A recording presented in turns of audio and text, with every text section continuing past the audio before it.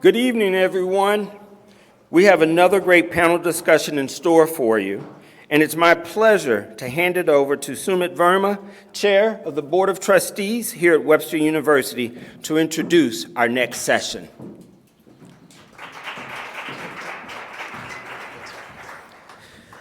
Thank you, Vincent, and good evening, everybody.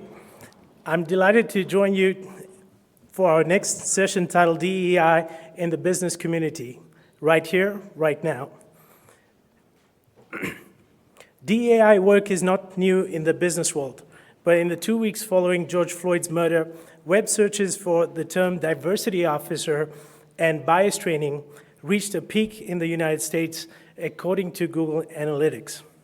In the months that followed, the country's largest publicly traded companies tripled their hiring of chief diversity officers.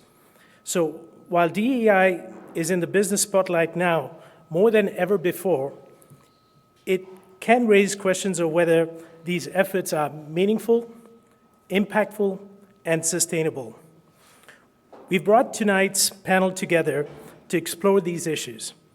They represent a variety of business backgrounds with prominent organizations and join us to share their experiences integrating DEI onto their corporate culture, including progress, setbacks, and the new best practices as we move forward. Please welcome our moderator and one of my favorite leaders, Valerie Patton. Val is a Webster alumna and has devoted her career to business diversity at work. She currently serves as Chief Diversity, Equity, and Inclusion Officer of Greater St. Louis, Inc.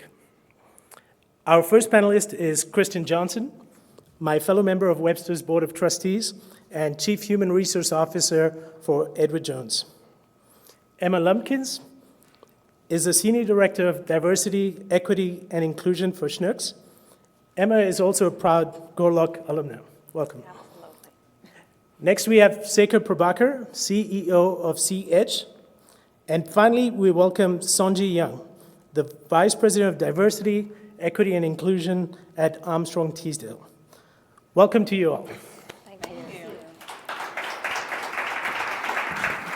Val, that was it from my side. Take it away. That's it for you. That's it for you. You know, I am very humbled, honored, and blessed to have the opportunity to spend the next minutes being the moderator of this panel with a lot of people that I know. Absolutely. Some I haven't seen pretty recently. So Sumit, thank you for that introduction. And Vincent, thank you for the opportunity to moderate the panel virtually this evening. So thank you for that accommodation. So, you know, what would we do without this thing called Zoom and technology?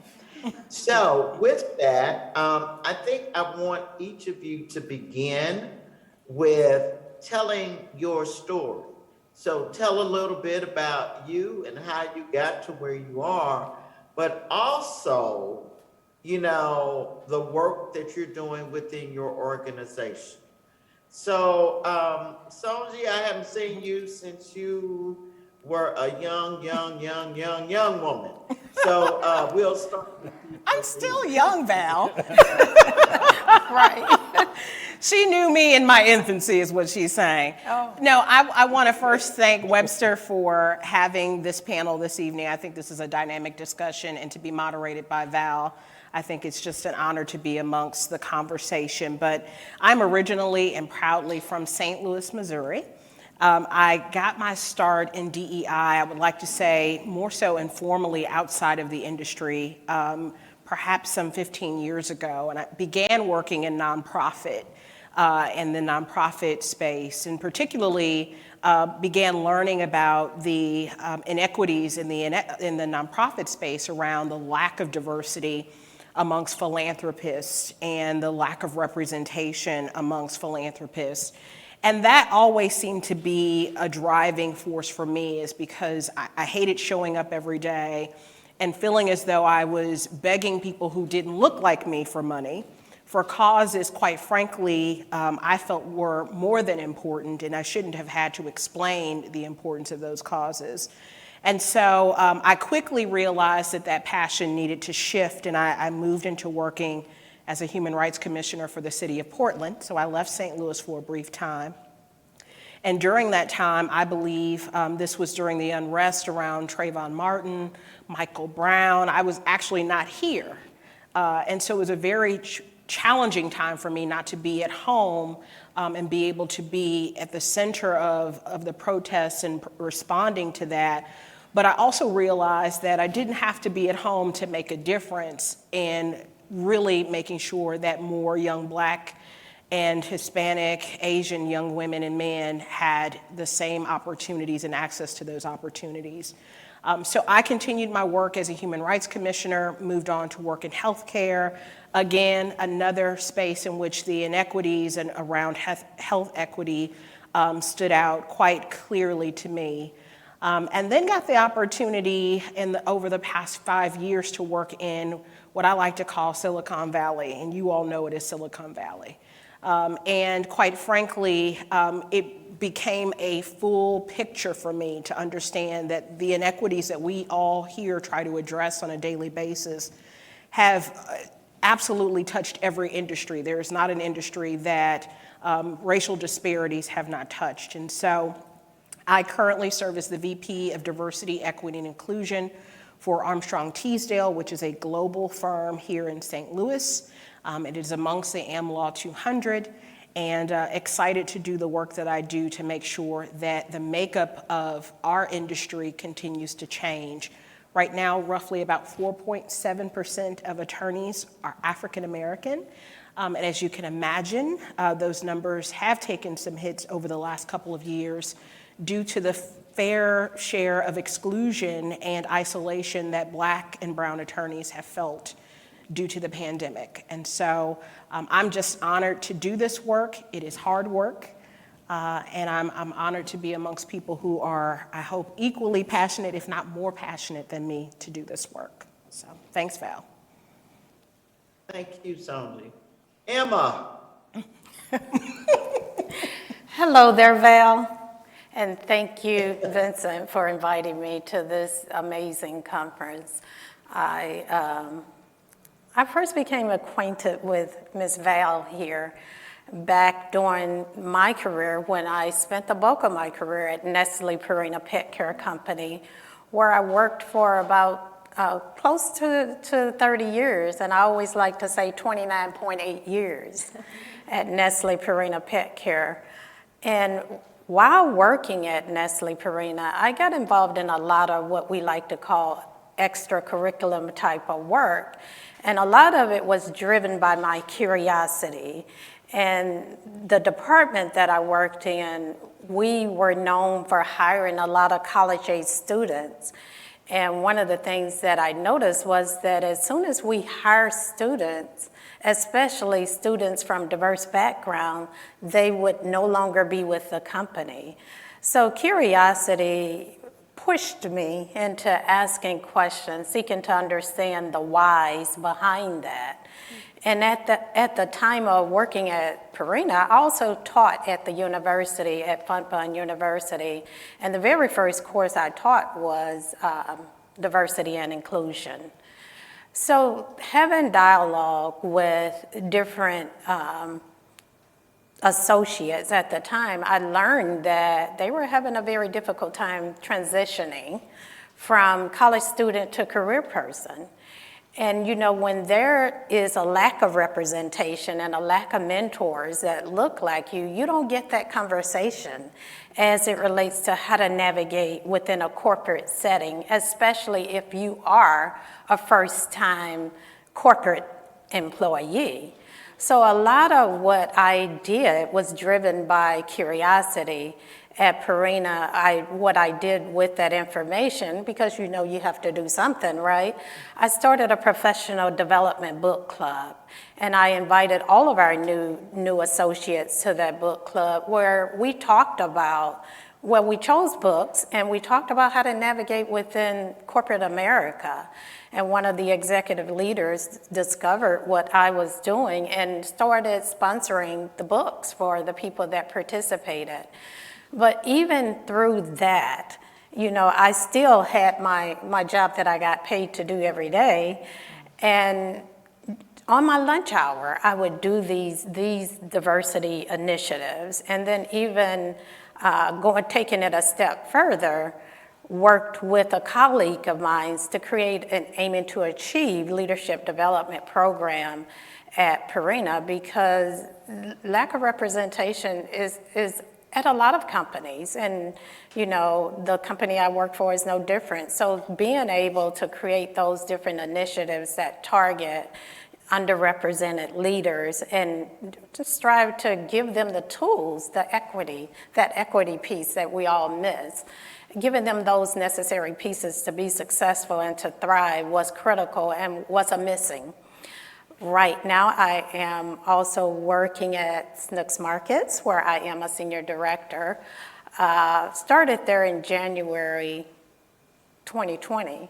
But what I didn't share, and I need to take a step back, is that one of the things that I said to myself, because I was so engaged in the work I was doing, was that if the opportunity ever presented itself, I wanted to take early retirement from my job and start a second career in DE&I. And that opportunity presented itself, and that's where I am today. You know, and when I started in January 2020, as most of everybody in this room know, COVID started in March. So I didn't get the opportunity to know all of the key leaders in the organization, but it did push us to doing bigger and better things as it related to DE&I at Schnucks. And so looking forward to talking a little bit more about that so I can let my other colleagues talk. Kristin, thank you, Emma. Yeah, thank you, Valerie. Great to be here, Kristin Johnson. My story, I've been at Edward Jones for 26 years now. I'm from Belleville, Illinois, grew up in Belleville. And actually, when I started at Edward Jones, I was at Price Waterhouse for a couple years before I came to Edward Jones, and I started in internal audit. And I would get into these conversations with our technology leaders, and I had no idea what they were talking about. So speaking of curiosity, I was like, I need to learn more about technology. And so I found Webster University's Master's in Information Management. And so that was my acquaintance with Webster University. I went part-time, leveraged our tuition reimbursement program at Edward Jones, and got my master's, and grateful for that experience. So great to be back at Webster, and appreciate the opportunity.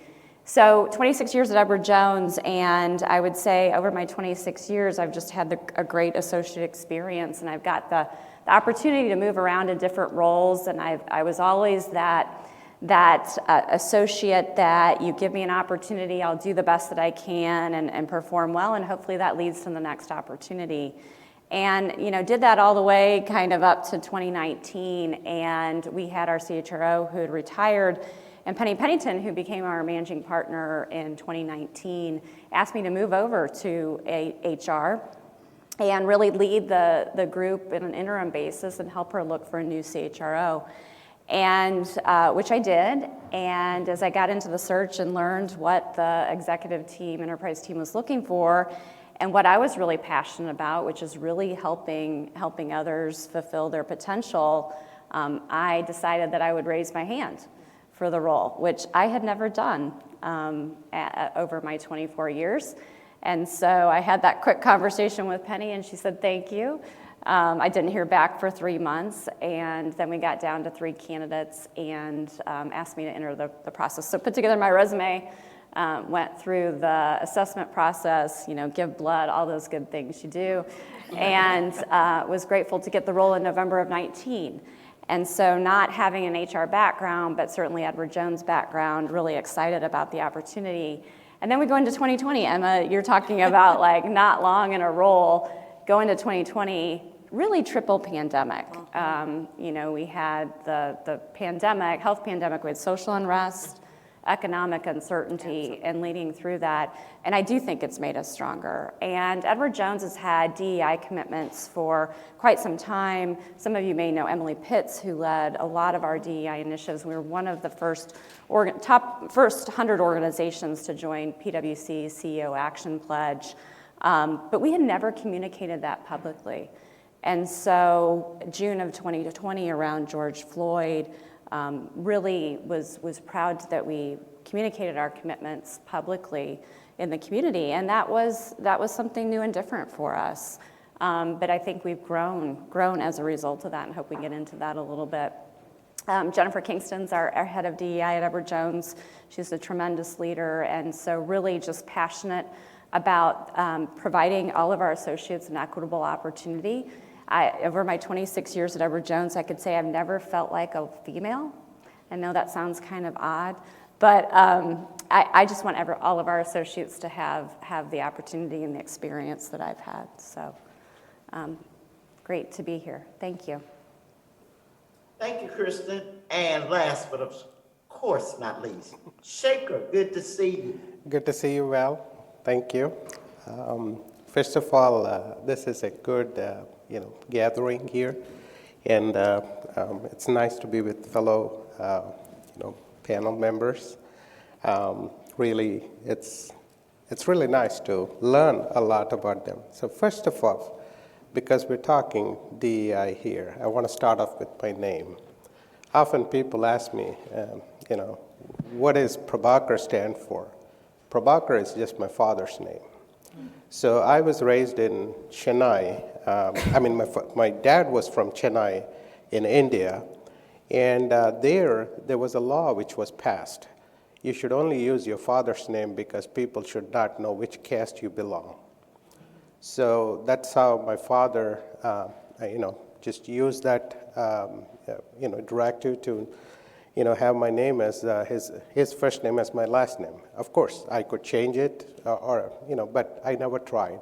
I always remember him that he wanted to do it for a good cause. So that's where I just wanted to just bring that up, because those kind of challenges are there in other countries too. It's not just here. I've been in a lot of places. Actually, I came here from a master's program from India. I graduated from City College, and then I moved around. I was not so, happy out in my job. I've been in different places. But when I ended up in Silicon Valley, I felt good. I felt very good. In fact, I joined Sybase, which was like the #2 database company in the world. And I supported a lot of Wall Street customers. Goldman Sachs at that time was not public yet. So all the friends who were working at Goldman Sachs were all having a lot of stock options. Now they're doing very well. They don't work anymore, by the way. Then from there, I moved to Sun Microsystems. So one day we had this whole Sybase release that was screened in AMC theaters nearby, and then comes, here is Sun's CEO is going to say something about Sybase. I see Scott McNeely coming in his hockey outfit, and let's kick some butts, he says. So I thought I should go work for this guy. So then I joined Sun Microsystems. I supported Scott McNeely, and I was part of the corporate initiatives. And in fact, I loved Sun so much for the whole DEI thing, I decided if I ever were to start my company, I would ask Scott to be part of my board, and he is. And he's also a stockholder in my company. He really loves all this diversity, equity, inclusion, and in Sun, we felt home. It was tough for me when I was leaving Sun. Anyway, that is about my career out in Silicon Valley. When I came here, it was tough. It was different. So as I started going to work, I felt like I'm going back to where I started from in my college. After doing all this huge, working on several large projects and being at the center of some of the most important initiatives, I'm sliding back. I'm feeling more like an operator here. So that's when I decided I'm not going to work for anybody. I'm going to start my own business. So that's how I became an entrepreneur. And also, again, when I started working, I was not a citizen yet, so I couldn't do government contracts. So what I did was I started supporting a lot of, corporate companies. Because of my experience, I was able to implement projects for some of the large companies as well, but it was tough. Always they ask, hey, do you have a minority certification? Well, don't I look like a minority? But still, I got the certifications also. But then I decided, the best place to work for is probably going to be government, which talks about diversity all the time. Let me do business with government. It took me 3 years to get into Scott Air Force Base. But I never gave up, and now we do work with Scott Air Force Base. They've been my first customer. Then we are into NGA, IRS, and slowly we are growing, and I also opened an office in India as well. But then I also would like to say something about diversity. I always say this, we're not doing a favor for others. We're doing a favor for ourselves, especially in a business, if you are taking this whole diversity initiative seriously, because you don't know where you're going to find the talent. And if your employees don't look like your customers, you have a real problem. So that is what I say, in case you have to reach out to the customers, they have to pretty much look like all your employees. I'm talking about not just the race, it's gender. You're talking about age, inclusion, any generation. And also, one of the great things I talk about when I talk about my experience in America when I first started, I had a group of older gentlemen. I was the only one who was young out of college, but they included me in everything. They made sure I learned. And they taught me. That's why those skills became so very important when I moved to Silicon Valley. So they almost treated me like their own kid.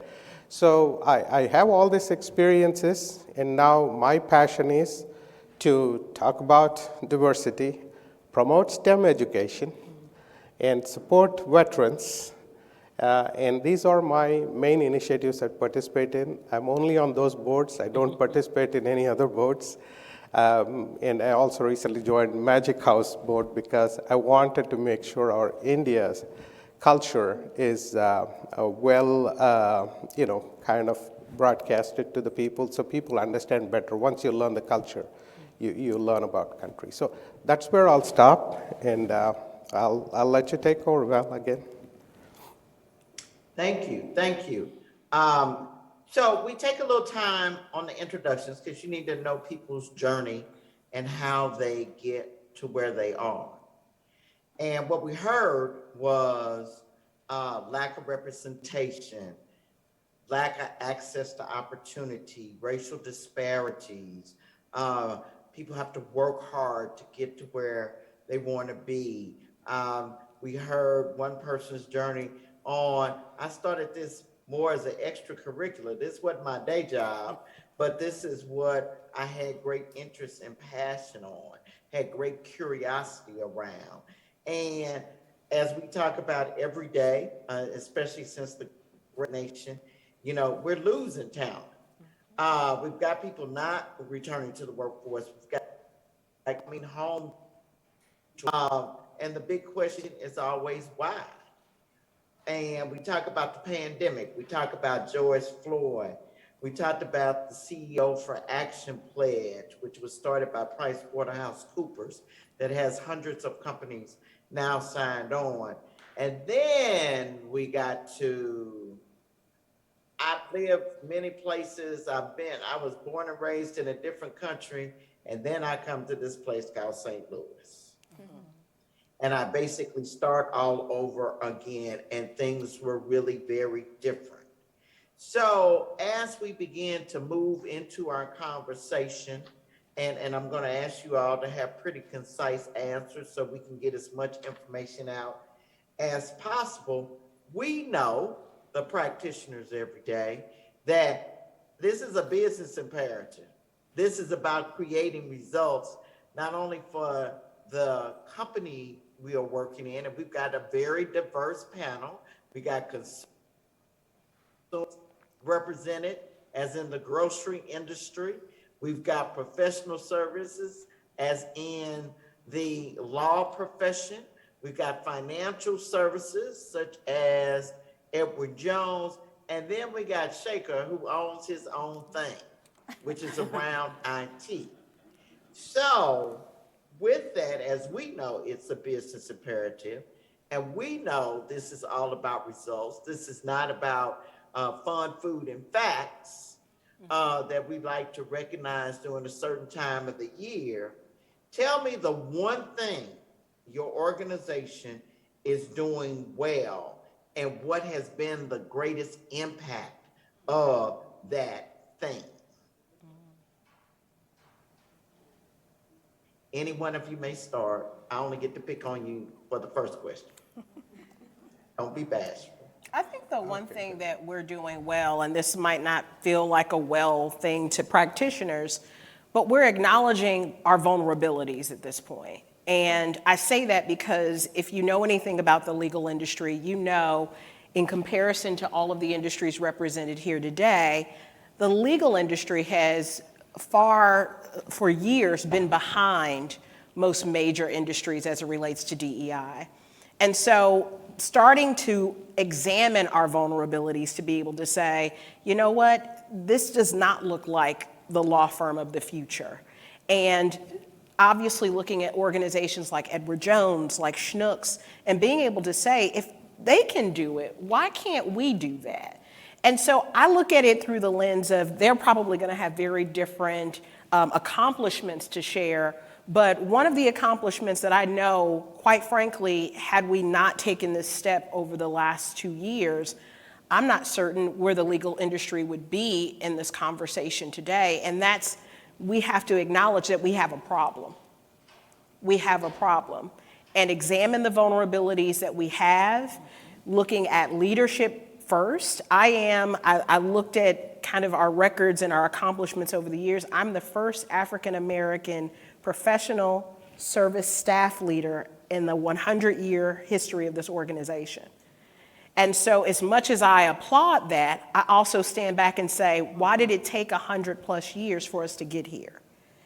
And that is the nature by which I engage and say, that's great. I don't want to be the last person. Absolutely. And we need more people that don't just look like me. We need more neurodiverse people. Let's talk about neurodiverse lawyers. Like, they are out here. Let's talk about disabled attorneys. They are out here. Let's talk about gender diverse attorneys. They are here. They are amongst us. They've been here. But have we done the work to acknowledge what it's going to take to close the gaps that currently exist? So I would say the one thing that we're doing well is we're sitting in the discomfort of acknowledging that we are not where we need to be. All right. Thank you. Well, let me jump in here because I want to talk a little bit about Schnuck's. Mm-hmm. So our diversity, equity, and inclusion vision is for all of our teammates to feel seen, to feel supported, and have an experience of belonging within our company. But in order for us to achieve that vision, we have to have leadership from the top. Our CEO is leading diversity, equity, and inclusion from the top, and we have active participation from our senior leaders within the company. So what does leading from the top looks like? The thing that we're doing well, we've rolled out diversity, equity, and inclusion training from the top down, starting with the CEO and his executives. And we have about 13,000 teammates. So we have work to do, and we started that journey and is still working it. Our CEO set the tone for the training day one before training is even rolled out. He makes sure that he explained, and our other chief as well of operations, make sure that they explain to our teammates the why behind the training that is being done. And here recently, we're in the process of rolling out an additional training to the biggest group ever. And part of that training, of course, our CEO is creating the communications for that, but part of that is also having what we like to call a talkback session. And that is to give our leaders the tools to be able to engage in these conversations related to race and inequities. And so that is the one thing that we seem to be doing very well, and that is meeting our teammates where they are in reference to diversity, equity, and inclusion training. Yeah, I just pick up on that. I mean, I think our senior leader commitment and really aligning the organization, I like to say same way, same day, around our commitments has been really, really impactful. As well as for us, DEI is really an extension of our purpose of our organization, so to partner for positive impact, to improve the lives of our clients and colleagues, thereby improving our communities and society. And so really, that helps us kind of align the organization around, it's part of our purpose and who we are and who we want to be. Yep. And kind of then running that thread throughout the organization's been really, really helpful for us. Now, we have opportunities we can get to, don't get me wrong, but that is going well for us. Yeah, so for me, it's about practice what you preach. So I talked about all my challenges. So if I've gone through challenges, why am I here? Shouldn't I be making it better for other people? So what I do is I mentor other companies. I formed some joint ventures with Black-owned businesses and help them so that it's not about, the challenges I face, I know. It's not easy for an entrepreneur. So, oftentimes when they go to corporations or even government, they want to see innovation. What a one-man shop can do, is you're not Einstein or somebody to, show innovation. So everybody needs an opportunity over there. So that is where other people who have traveled the road should make it easy for others. So that's one of the things I really take it seriously. In terms of my company, I always say, we definitely have to go ahead and recognize the, diversity. So we do have a chance. Large companies do struggle because you just cannot, hire several, diverse people and say, hey, these people are all going to be here on the floor. That makes the employees who are already there feel like, what is this? I mean, we have also supported the organization for a very long time. So we have an opportunity to bake that one in as we are growing. So our organization would not be just a minority-owned business, just a CEO, but everybody else as well. And another thing is we have a great opportunity in St. Louis now. Val, you already know. You work with Jason Hall. So how much he's done for the NGA and creating opportunity for underserved communities so that they could have, a lot of STEM education so they could be ready to take on that job when the new campus opens. So those are some of the things that I have been part of. I've been blessed to have a friend like Jason Hall, so who always has a lot of the initiatives going on, and your office as well. So that helps businesses like us and come and express support. So what I heard is, opportunity is key here. One of the ways we're getting is through mentoring, through alignment, through purpose. I'll always love the saying, practice what you preach. Do unto others as you would have them do unto you. And we probably could go through a whole bunch of other sayings this evening, but I don't think we have enough time. I love the fact that you're working toward what I call one of the softer pieces of diversity, equity, and inclusion, which is sitting in discomfort. As we know, as practitioners, we have to be very self-aware. One, everything. If we did diversity, equity, and inclusion the way we would love to, we would have a staff of 100. So we have to kind of pick what we're going to do, and then we're going to have to be the very best at getting it done. Absolutely. So talk about that sitting in discomfort and being vulnerable, which is very difficult. I had a call earlier today and was applauded for being vulnerable, just to say, this is where I am, this is what I think. I have a different perspective on this particular issue. And to be able to look forward in all of this. I think history is important. We do need to know where we have come from. You know, today is done.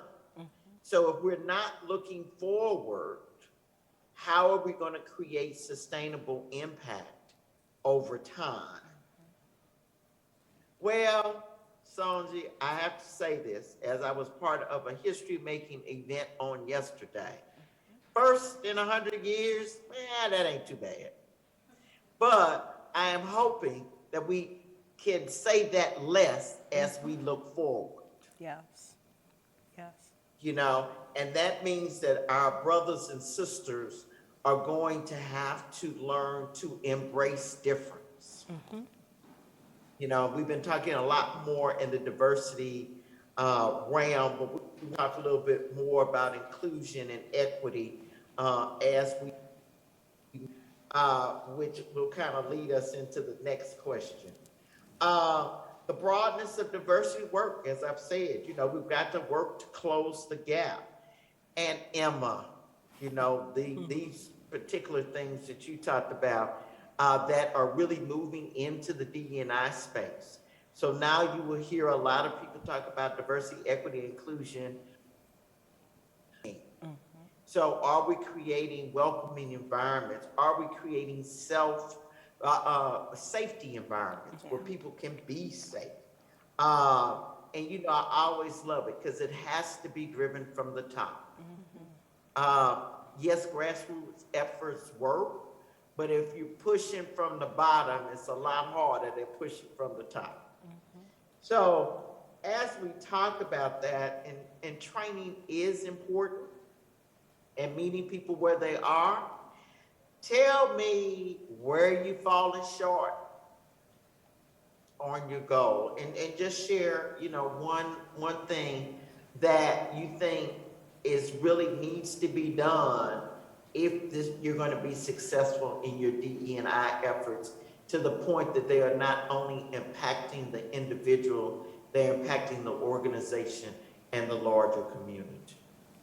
Well, I can jump in there and get this kicked off. One of the things that I like to say is that we are building muscle as it relates to having conversations, as it relates to race and racial equity and topics related to diversity, equity, and inclusion.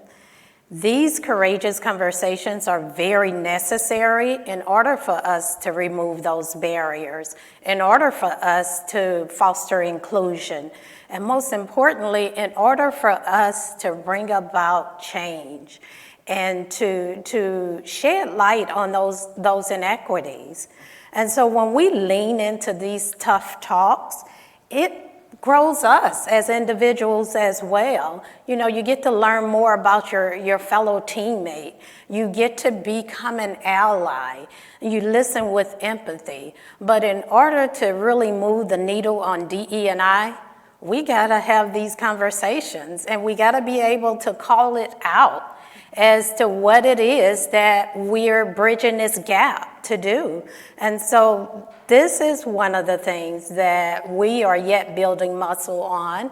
We started in 2020 with the killing of George Floyd by having courageous conversations and just bringing the group together and not really having a topic, but letting our teammates just share what's on their minds. And for those individuals that are attending, we ask that they listen with empathy, and you get to create allies within that room, and you get to build trust within your teammates. But one other thing in reference to the courageous conversations, each and every one of our strategy leaders open up those conversations for our teammates, and they shared a story. So it goes back to what we talked about earlier about being vulnerable and being able to share from within how you were impacted by the things that was happening in the community, the things that was happening in the world.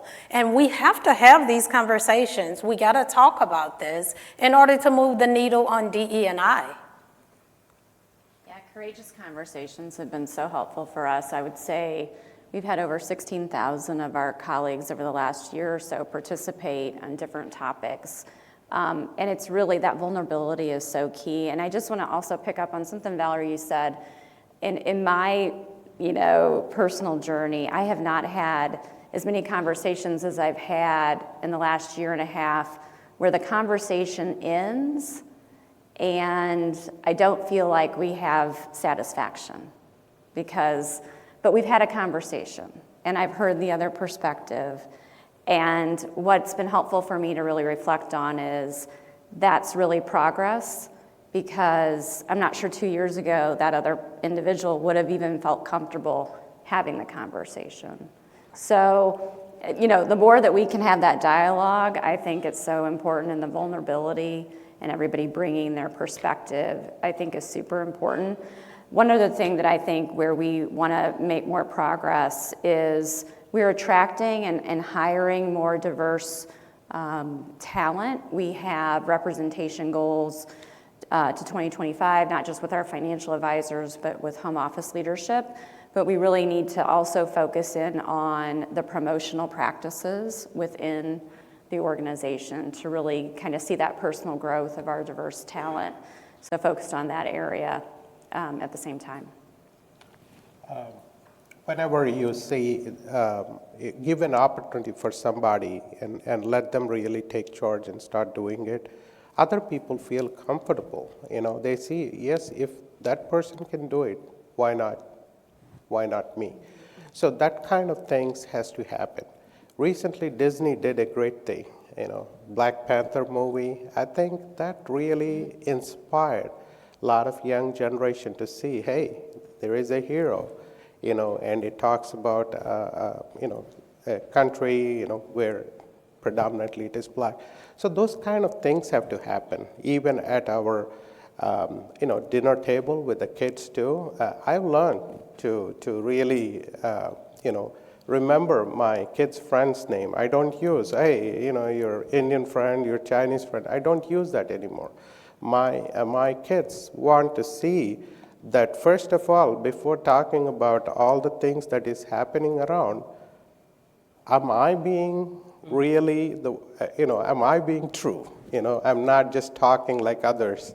So it has to start, from home, in office, in friendships, everything. So it has to become part of thing. Eventually, then, you'll focus on other things, and this could be something of a past. And that goes back to what you said, Valerie. You can't think about the past, but, future. We have an opportunity to shape the future. I was not there in the past to shape the future at that time, but now we do. Yeah, I really appreciate you all talking about the courageous conversations. And I think the one piece that I think we're looking at, and I'm sure many industries and my peers that are practitioners are looking at, is how are we taking those courageous conversations and moving them forward to courageous leadership? Because if you sit amongst the conversations, you take away that there needs to be action on the other side, right?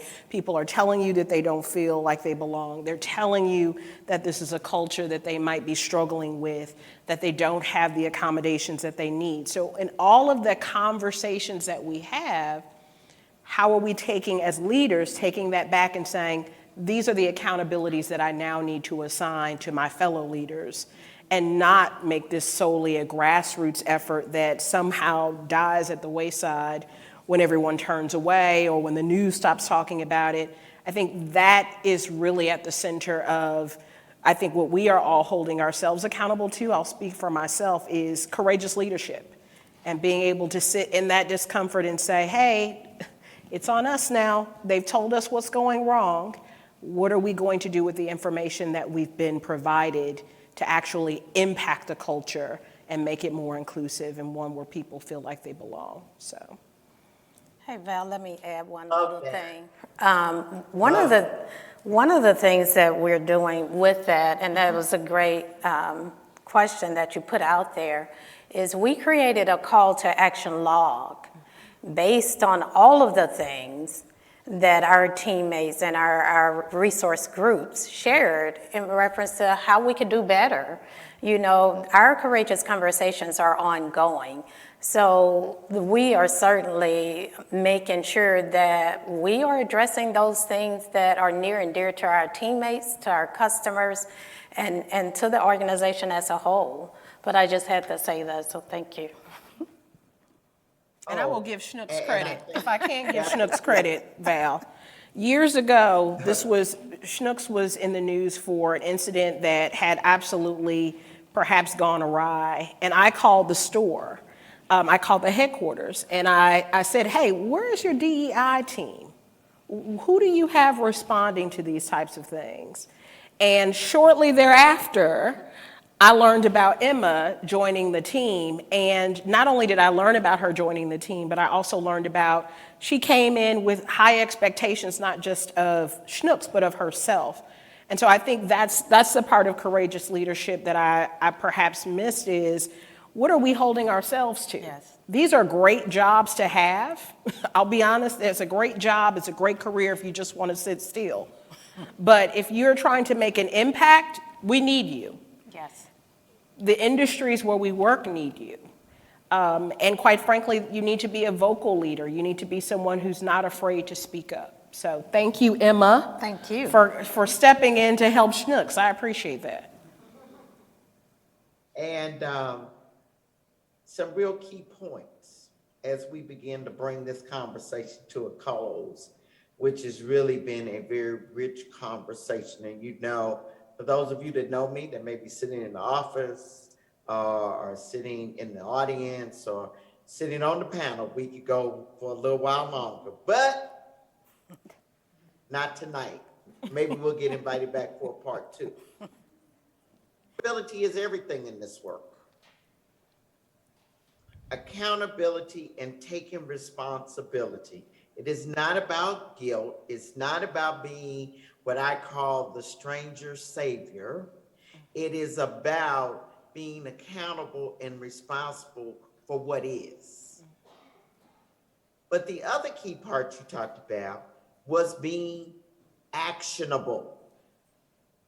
Is a verb that means to do something, to act. So courageous conversations are great, but I love the segue into courageous leadership. We said earlier, this is hard work. This is not easy work to change mindsets, to change beliefs, to change the very fabric of what we think may have created and who we are and whose we are. But it is work to be done, you know, and I love the question, am I being true?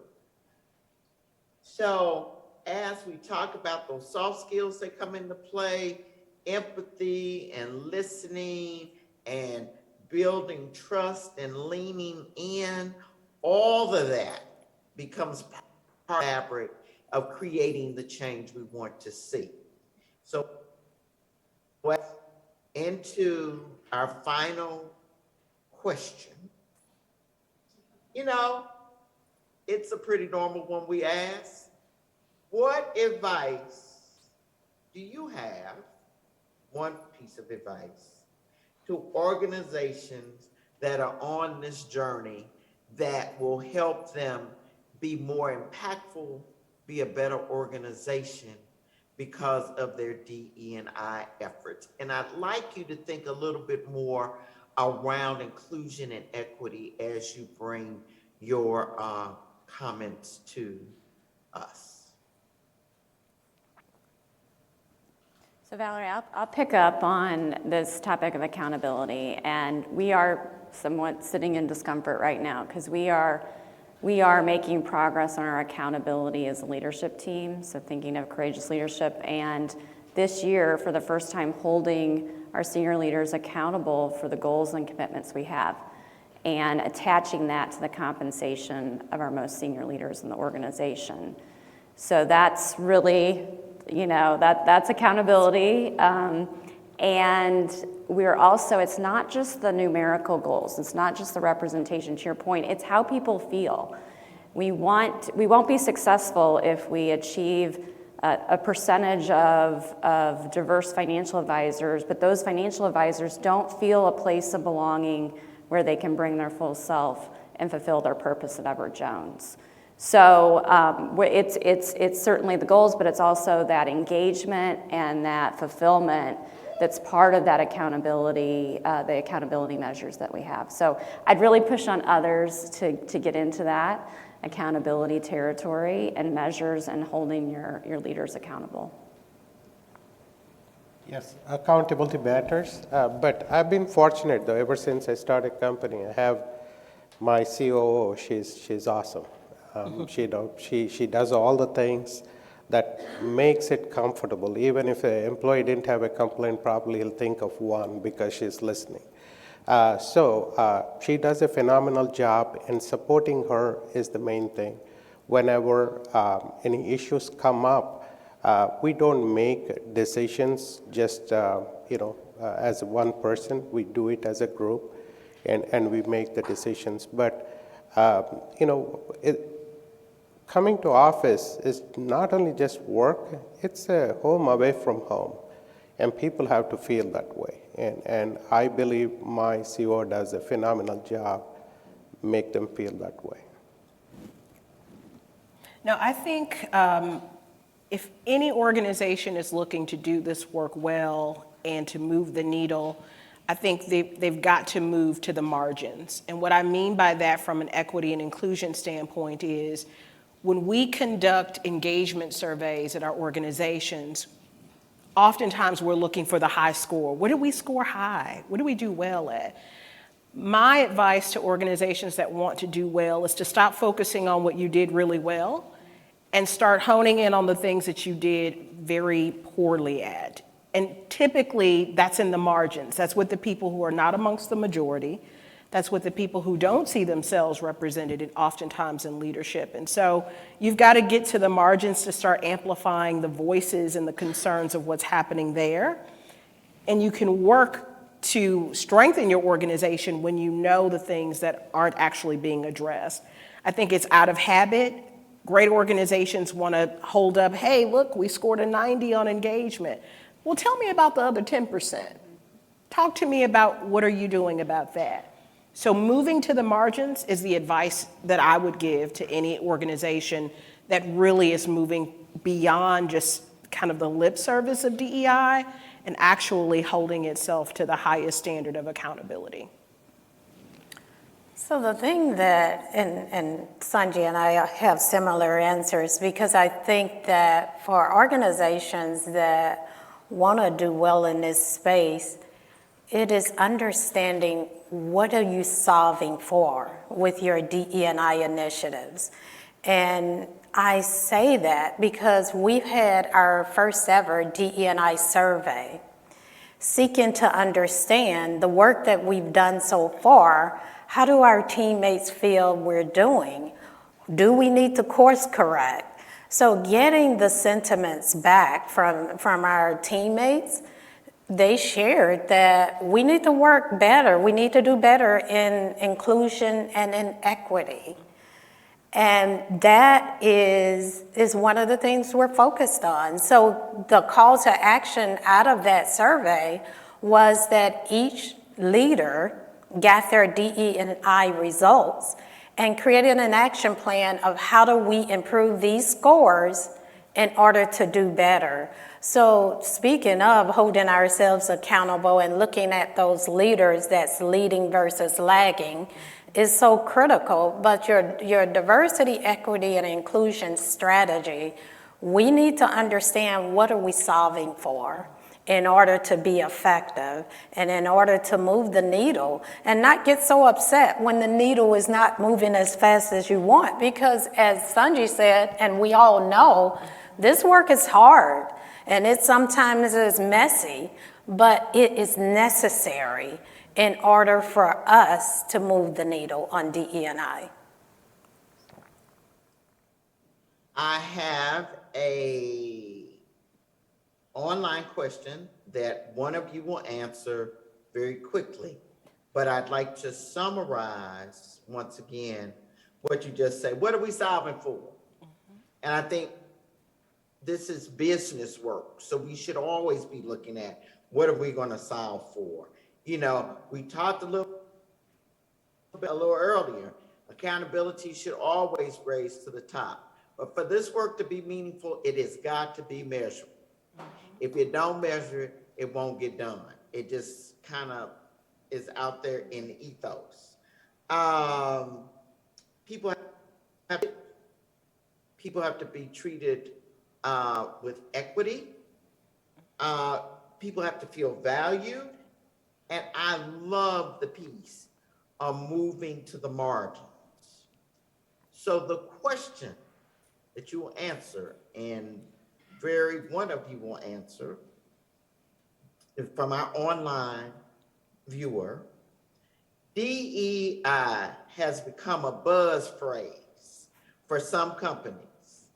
Have you led your company to be intentional about true, serious diversity, equity, and inclusion? And can you give an example of that really difficult situation as you navigate the road of DEI? One of you, please answer that for our online viewer. Thank you. Well, we're all going back to work. We went back to work today, back to the office. Before that, we started trying to figure out what was the transition plan going to look like. And quite frankly, we had our vision as leaders, but I stopped to ask all of our leaders, had we really pulsed our employees to understand what is life like now? In this midst of the pandemic, is life anything like it was before the pandemic? And that wasn't perhaps a popular, I would say, gesture, because for many of us, being back in the office is where we thrive. But what the pandemic has taught us is that if it's working at home, we need to find a way to be flexible and accommodate people. And so I push back to say, I don't know if we are looking at flexibility through the right lens. And so pulsing not just my own voice and my preference, but getting the feedback from our entire workforce to say, what do you need? How can we support you? And so I'd say that's one of the actions is being able to say and ask the hard questions, not just out of reference of we need to move this forward, but we need to slow down and ask, is this the right strategy for all of us? Not just for the leadership, but does this work for every one of our employees? And what we learned is before the pandemic, 85% of our employees were coming to work 5 days a week. Now that we are in a pandemic, 83% of them want some level of hybrid flexibility. Had we not stopped to ask that question, was our strategy going to be the type of responsive strategy that provided belonging and inclusion for everyone? I don't know, but I feel more informed having stopped to ask, to care long enough to say, you tell us what matters to you rather than us assuming what you need. So I think that's one of the moving away from the buzzword and focusing on how are we really responding to the sense of belonging that we're striving to create. Thank you, Sonji. What a wonderful, informative, impactful hour spent with the brilliance of Emma Lumpkins, Sonji Johnson, Sekhar, and he knows I always get his last name a little messed up. So I just call him Sekhar. That keeps me out of trouble. And Christian Johnson. It has been an honor and a privilege, and I am so very humble to have spent the last hour with you. Know that this is a journey, not a destination. Each person sitting on this panel this evening hard and continues to work hard to make sure that we are including people. We are providing access and equity to individuals, that we are really dealing with many facets of diversity. So once again, thank you, Mr. Vincent Fluellen, for this opportunity this evening. Thank you. Thank you, audience, for your participation and presence and attentiveness in this moment. And once again, thank you for the opportunity to moderate this evening.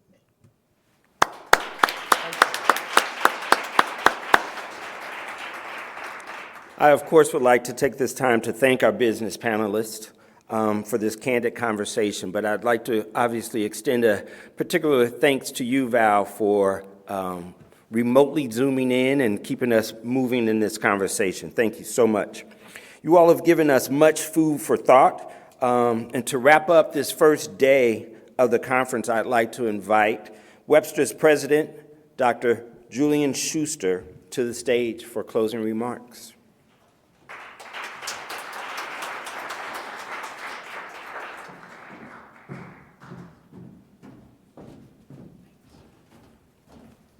Thank you, Vincent. Thank you, panelists. And what a wonderful day we had today. And I do believe you know that the variety of the topics that we have addressed, breadth and depth, tells you and answers number of the questions that Val posed, that audience posed. What do we do well at Webster? And when we finish conference, we will know what we can do better for the next year. We have touched a variety of issues. African diaspora, diversity, equity, and inclusion with faith issues. We also enjoyed the panel that we just heard. We also had a privilege to hear from the Webster students many topics which I hope will provide a piece of an answer to the crucial goal. What is the destination? While I agree that journey is extremely important, so it is awareness of destination. And let me offer you my personal point of view, what our destination is. It is more diverse, equitable, and inclusive community, communities, society, and the world in which we all live, wherever we are, whatever we do. An ability to ask the right questions, as we did today, is more important than having a ready-made answers. So, without any further ado, let us see each other at 7 o'clock tonight, and let us continue these wonderful conversations, exchanges, engagement, and most importantly, friendship. Because without the friendship, without a true commitment to each other, we won't be able to achieve this goal. Diverse, equitable, and inclusive community, society, and the world. Thank you very much for being here and for joining us for this wonderful conference. Thank you.